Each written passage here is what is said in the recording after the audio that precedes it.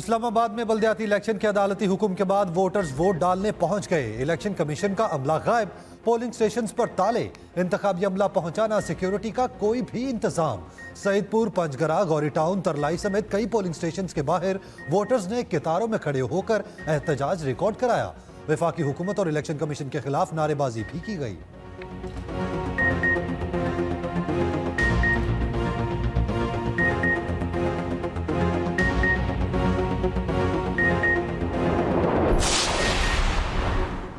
इस्लामाबाद में बल्दियाती इलेक्शन के अदालती फैसले से मुल्की सियासत में नई हलचल। इलेक्शन कमीशन और वफाकी हुकूमत ने सिंगल बेंच का फैसला चैलेंज करते हुए इस्लामाबाद हाई कोर्ट में इंट्रा कोर्ट अपील दायर कर दी। दरख्वास्त में रहनुमा जमात इस्लामी मियां असलम और अली नवाज सवान को फरीक बनाया गया है।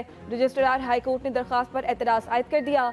दूसरी जानिब बल्दियाती इंतखाबात में तहरीक इंसाफ के उम्मीदवार भी हाई कोर्ट पहुंच गए। कहा, इंसाफ की उम्मीद लेकर अदालत आए हैं, किसी भी पोलिंग स्टेशन पर वोटिंग के लिए अमला मौजूद नहीं। उम्मीद है हाई कोर्ट बल्दियाती करवाने के अपने फैसले को मनवाएगी।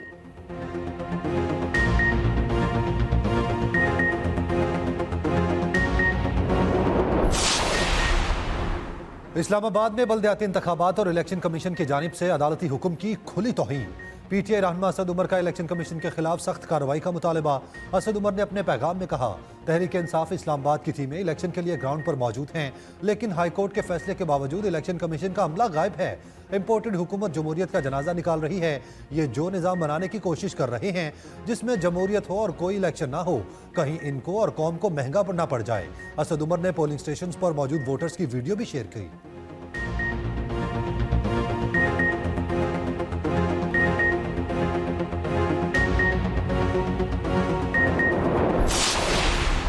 अदालती फैसले का एहतराम है, मगर एक दिन के अंदर इस्लामाबाद में बल्दियाती इंतखाबात करवाना मुमकिन नहीं था। रहनुमा नून लीग तारिक फजल चौधरी कहते हैं, वफाकी हुकूमत ने इंट्रा कोर्ट अपील दायर कर दी है। एक दिन में सामान की तरसील और सिक्योरिटी फराहम करना मुमकिन नहीं था। वफाकी वजीर कानून आजम नज़ीर तारड़ की पीटीआई पर तनकीद। कहते हैं, इमरान खान सिलेक्शन और हम इलेक्शन चाहते हैं। पीटीआई दानिस्ता इलेक्शन कमीशन को मुतनाज़ बनाने की कोशिश कर रही है। इलेक्शन कमीशन को मुतनाज़ बनाने की वजह इलेक्शन नहीं, फॉरेन फंडिंग और तोशाखाना केसेस हैं।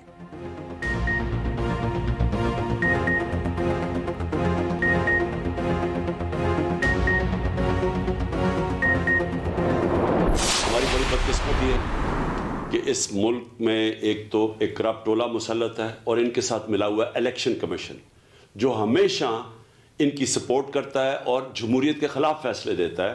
और अल्लाह का शुक्र है कि अदालतें हमेशा इनके फैसलों को मुस्तरद कर देते हैं। आपने भरपूर तरीके से कल के इलेक्शन में शिरकत करनी है और मुझे उम्मीद है इंशाअल्लाह कि आप इस करप्ट टोले को शिकस्त देंगे।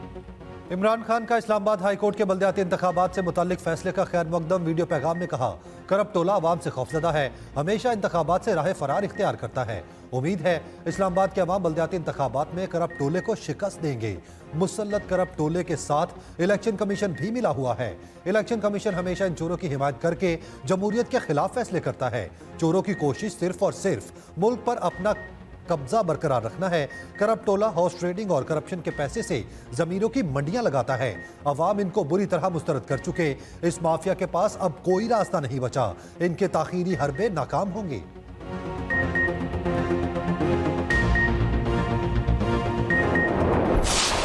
इलेक्शन बिल्कुल नहीं हो रहा और इतनी कम अरसे में जो है वो इलेक्शन करवाना जो है ये मुमकिन नहीं है। 1000 पोलिंग स्टेशन है, तो ये इंतजामात जो है ये चंद घंटों में जो है नहीं हो सकते।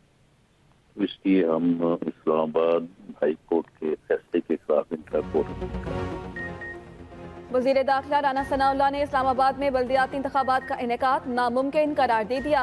एक्सप्रेस न्यूज़ के प्रोग्राम सेंटर स्टेज में गुफ्तगू करते हुए कहा, अदालत का हुक्म सर आंखों पर लेकिन काबिले अमल नहीं। इस्लामाबाद में अदालती हुक्म के मुताबिक बल्दियाती इलेक्शन होना मुमकिन नहीं।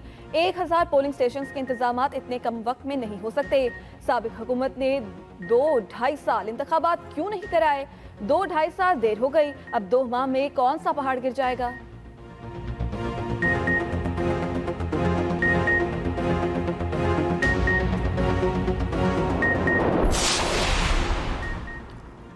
लोकल बॉडी सिस्टम यकीनी बनाना वफाक और सूबाई हुकूमतों की बुनियादी जिम्मेदारी है। आईनी दफात से ना फरार मुमकिन है, ना उस पर कोई रियायत दी जा सकती है। इस्लामाबाद हाई कोर्ट ने वफाकी दारुल हुकूमत में बल्दियाती इलेक्शन कराने का तफसीली फैसला जारी कर दिया। जस्टिस अरबाब मोहम्मद ताहिर ने फैसले में करार दिया, इंतखाबी शेड्यूल के ऐलान के बाद यूनियन कौंसल्स की तादाद बढ़ाने की कोई ठोस वजह नहीं बताई गई।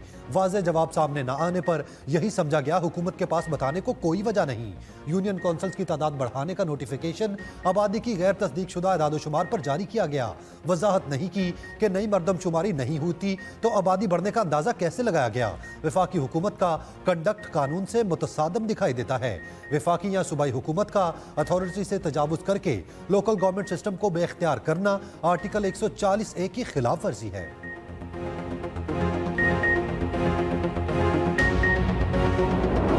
खैबर से कोयटा तक मुल्क में शदीद सर्दी की लहर। पहाड़ों पर बर्फबारी के बाद हर चीज बर्फ में ढक गई। कोयटा में सड़कों पर खड़ा पानी जम गया। कोयटा में दर्जा हरारत -1, कलात में -7 रिकॉर्ड किया गया। लाहौर समेत पंजाब के मुख्तलिफ शहरों में धुंध की वजह से मोटरवेज के कई सेक्शन को ट्रैफिक के लिए बंद रखा गया। सूरज निकलने के बाद ट्रैफिक बहाल कर दी गई। मोटरवे पुलिस की शहरियों को गैर जरूरी सफर से गुरेज की हिदायत। पेडीदन फोर्ट अब्बास में भी शदीद धुंध के बाइस निजाम में जिंदगी दरहम बरहम रहा।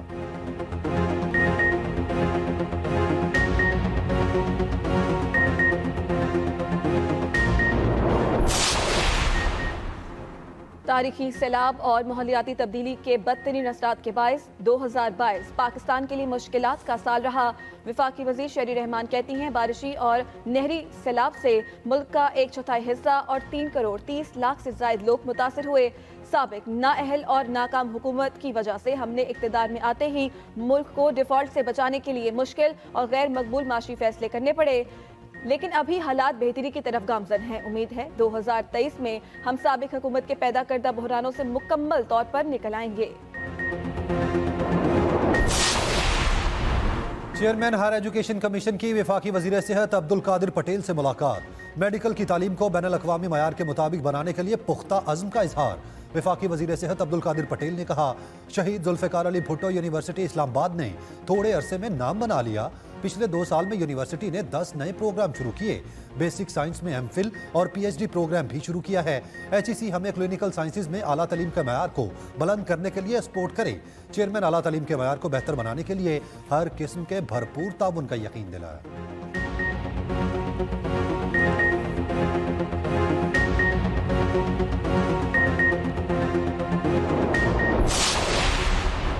एंटी नारकोटिक्स फोर्स का मुल्क को मुनशियात से पाक करने का अज़्म। मुख्तलिफ कार्रवाइयों में 1 मन से ज़ायद चर्स और दीगर मुनशियात बरामद कर ली। ANF और FC ने खैबर में मुश्तरका कार्रवाई करते हुए 40 किलो चर्स कब्जे में ले ली। कराची में केमाड़ी के करीब रिक्शे से 3 किलो चर्स बरामद करके 2 मुल्जिमान को गिरफ्तार किया गया। क्रिकेट बॉल्स और जैकेट में छुपाकर हेरोइन बैरून मुल्क स्मगल करने की कोशिशें भी नाकाम बना दी गईं। इस्लामाबाद इंटरनेशनल एयरपोर्ट पर दमाम जाने वाले मुसाफिर से हेरोइन भरे 79 कैप्सूल्स बरामद किए गए। मुकदमात दर्ज कर लिए गए।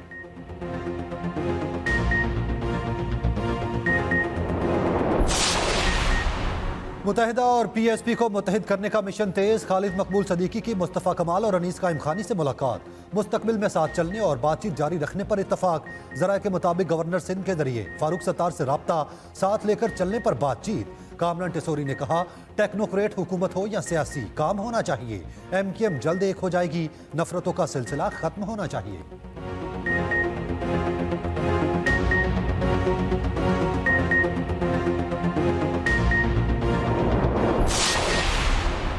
नून लीग पंजाब के सियासी महाज पर सरगर्म। अपने तमाम अरकान पंजाब असेंबली को 2 जनवरी को लाहौर पहुंचने की हिदायत कर दी। पार्टी ज़राए के मुताबिक जनवरी के पहले हफ्ते में नून लीग की पार्लिमानी पार्टी पंजाब का इजलास होगा। वज़ीर आला पंजाब के लिए एतमाद के वोट के मामले पर मुशावरत होगी। स्पीकर, डिप्टी स्पीकर के खिलाफ तहरीक अदम एतमाद पर भी गौर किया जाएगा।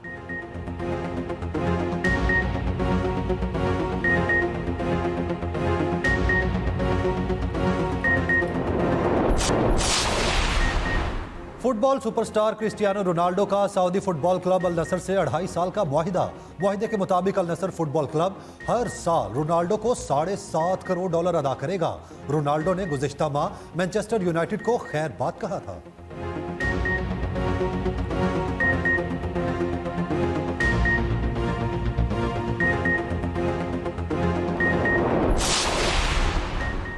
बाकमाल लोगों की लाजवाब सर्विस। पीआईए की टोरंटो से कराची आने वाली परवाज में इंजीनियर ने पानी ही ना भरा।